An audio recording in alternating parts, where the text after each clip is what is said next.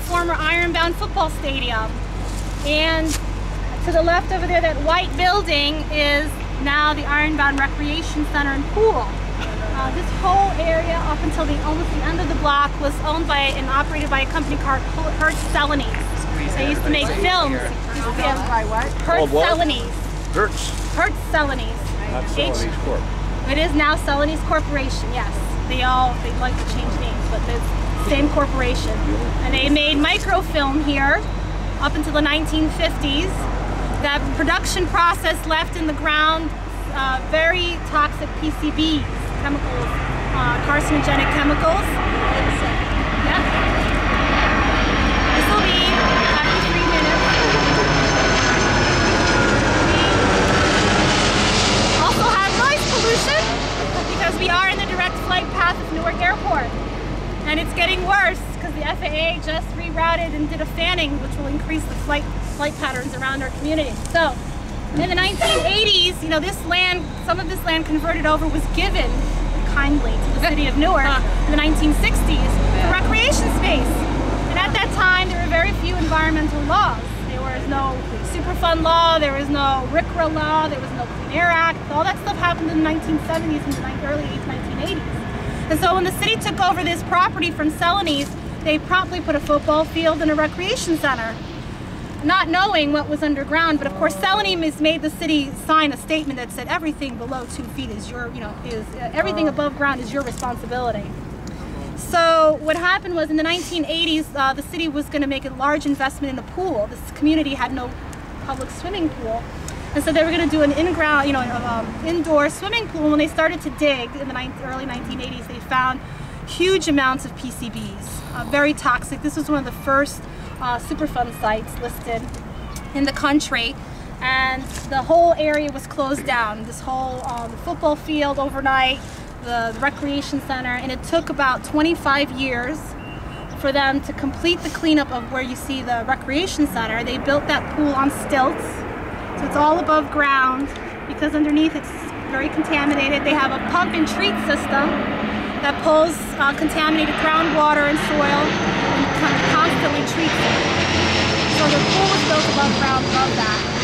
This property here, the city still today is at the table with Celanese Corporation to try to work out a deal for what the city will pay and what Celanese will pay for the ultimate cleanup, because the city would like to has plans to transform this property into a soccer field. We'll have volleyball courts.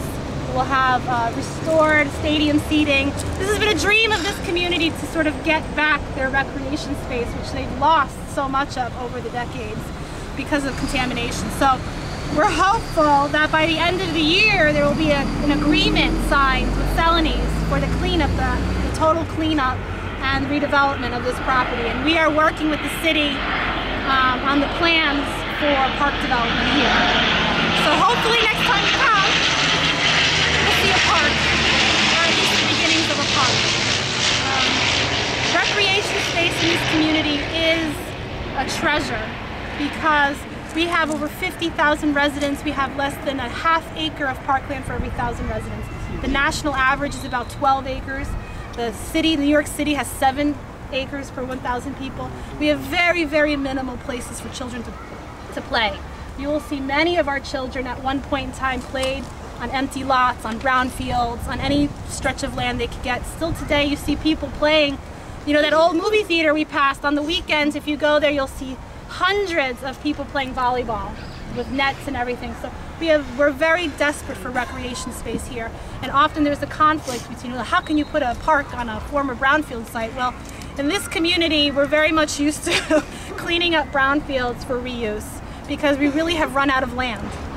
There's no place where you're going to put a shovel here that you're not going to find contamination. And so we've learned how to be very skilled at looking at cleanups and redevelopment. Your ½ acre per 1,000 is for all of Newark? No, it's for the Ironbound. The rest of Newark actually has more, has about 250 acres. Yeah, so Ironbound works. And part of the reason is because we have so many wetlands. A large portion of Ironbound was wetlands, and so we had very minimal land for parkland.